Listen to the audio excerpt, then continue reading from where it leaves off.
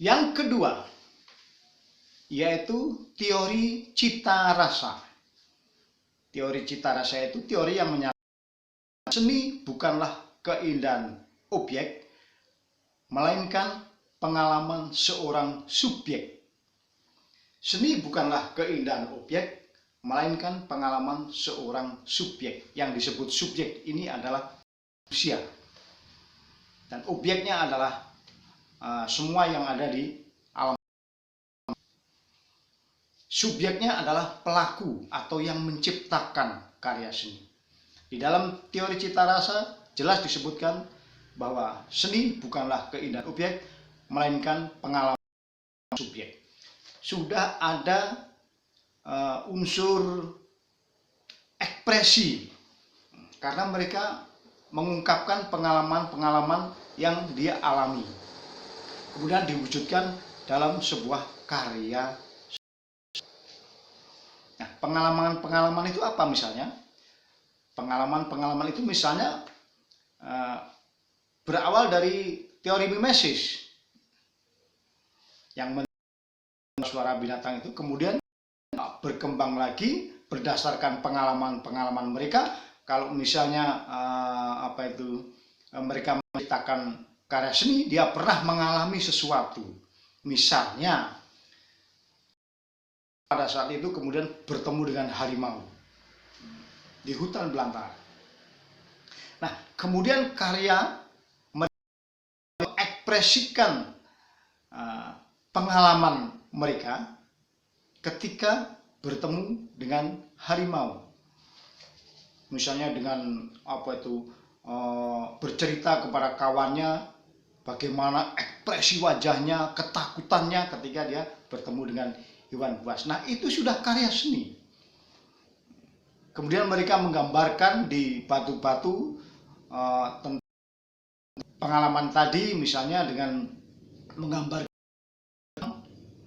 berhadapan dengan harimau dan orang tersebut misalnya membawa, itu sudah bukan meniru lagi, sudah mulai meninggalkan teori mimesis, dan itu adalah teori cita rasa. Jadi seni bukanlah keindahan objek, melainkan pengalaman seorang subjek.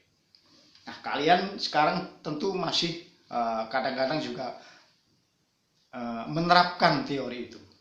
Ya, pengalaman kalian misalnya pada saat ini kalian sedang menaksir seseorang, kemudian ternyata cinta kalian tak sampai, kemudian kalian patah hati atau kalian merasa putus asa. Kemudian kalian membuat puisi, membuat lagu, membuat syair yang menceritakan pengalamanmu tadi. Itu adalah teori cita rasa yang menyatakan bahwa seni bukanlah keindahan objek, melainkan pengalaman seorang subjek. Yang ketiga atau yang terakhir disebut dengan teori ekspresi. Nah, di dalam teori ekspresi ini, maka yang berperan dan mendominasi ketika mereka berproses menciptakan karya adalah ekspresi. Jadi bentuk tidak begitu penting. Bentuk tidak menjadi sesuatu unsur yang diutamakan. Mereka lebih ungkapan, mengekspresikan jiwanya. Kemudian kalau mengenal lukisan, ada lukisan abstrak termasuk ungkapan ekspresi yang hanya akan memuat simbol-simbol. Dan juga misalnya kalian bermain drama, kemudian dari setiap naskah yang kalian baca itu kemudian kalian mencoba menyelami, mendalami, menjiwai. Nah, kemudian kalian bermain ekspresi. Walaupun di sini bentuknya bukan seni rupa atau seni musik, tapi dengan memainkan ekspresi itu kalian sudah mengerti tentang seni adalah ungkapan ekspresi. Kalau di dalam seni musik bisa saja, karena musik yang disuarakan atau yang diciptakan oleh seniman itu tidak lagi meniru alam, tidak lagi juga ungkapan dari pengalaman, tapi suatu karya baru yang lebih menekankan pada ungkapan ekspresi. Ungkapan ekspresi itu bisa yang melo, yang romantis, tapi juga yang ekstrim, yang ekspresif. Nah, kalau kalian menyimak lagu-lagu pop, lagu-lagu apa itu yang melo, itu adalah ungkapan ekspresi tentang kelembutan.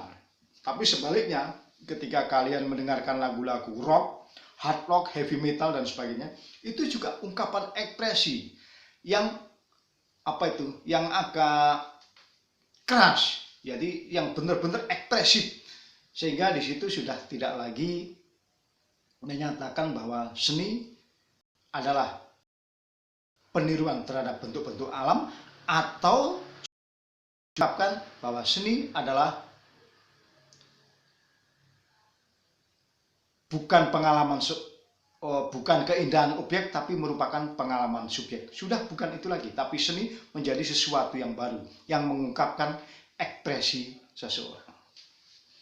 Nah, pada kali pertama pertemuan kali ini, saya hanya akan memberikan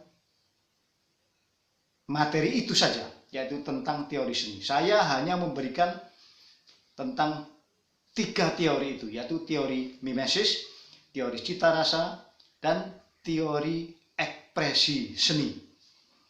Nah, mudah-mudahan kalian dapat memahami dengan jelas teori ini, dan kita akan sambung minggu depan lagi, kita masuk ke dalam seni musik.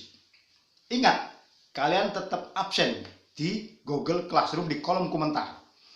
Kalian tetap absen untuk pertemuan belajar hari ini.